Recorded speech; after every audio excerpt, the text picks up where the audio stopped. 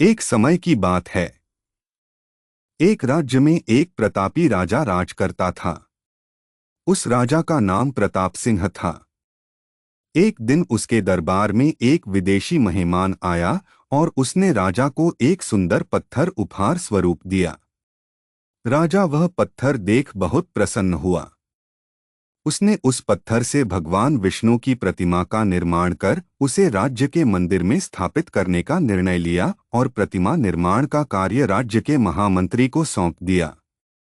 महामंत्री गांव के सर्वश्रेष्ठ मूर्तिकार के पास गया और उसे वह पत्थर देते हुए बोला, महाराज मंदिर में भगवान विष्णु की प्रतिमा स्थापित करना चाहते हैं।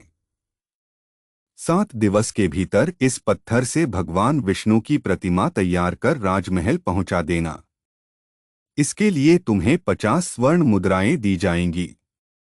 50 स्वर्ण मुद्राओं की बात सुनकर मूर्तिकार खुश हो गया और महामंत्री के जाने के तुरंत प्रतिमा का निर्माण कार्य प्रारंभ करने के उद्देश्य से अपने औजार निकाल लिए। अपने औजारों में से उसने एक हथौड़ा लिया और पत्थर तोड़ने के लिए उस पर हथौड़े से वार करने लगा, लेकिन पत्थर जस का तस रहा।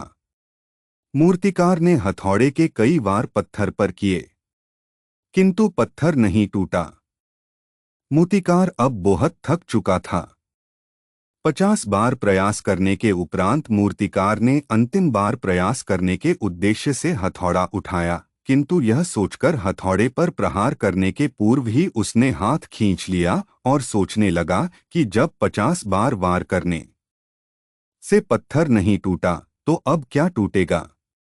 वह पत्थर लेकर वापस महामंत्री के पास गया और उसे यह कहकर वापस कर आया कि इस पत्थर को तोड़ना नामुमकिन है, इसलिए इससे भगवान विष्णु की प्रतिमा नहीं बन सकती। महामंत्री को राजा का आदेश हर स्थिति में पूर्ण करना था, इसलिए उसने भगवान विष्णु की प्रतिमा निर्मित करने का कार्य गांव के एक साधारण से मूर्तिकार को सौंप दिया।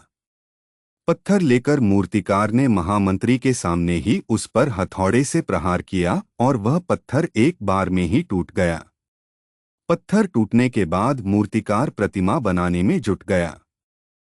इधर महामंत्री सोचने लगा कि काश पहले मूर्तिकार ने एक अंतिम प्रयास और किया होता तो सफल हो गया होता और 50 स्वर्ण मुद्राओं का हकदार बनता।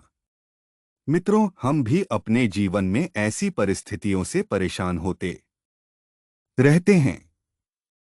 कई बार किसी कार्य को करने के पूर्व या किसी समस्या के सामने आने पर उसका निराकरण करने के पूर्व ही हमारा आत्मविश्वास डगमगा जाता है और हम प्रयास किए बिना ही हार मान लेते हैं। कई बार हम 1-2 प्रयास में असफलता मिलने पर आगे प्रयास करना छोड़ देते हैं, जबकि हो सकता है कि कुछ प्रयास और करने पर कार्य पूर्ण हो जाता या समस्या का समाधान हो जाता।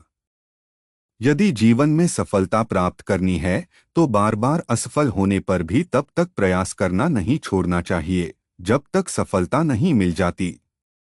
क्या पता जिस प्रयास को करने के पूर्व हम हाथ खींच ले वही हमारा अंतिम प्रयास हो और उसमें हमें कामयाबी प्राप्त हो जाए।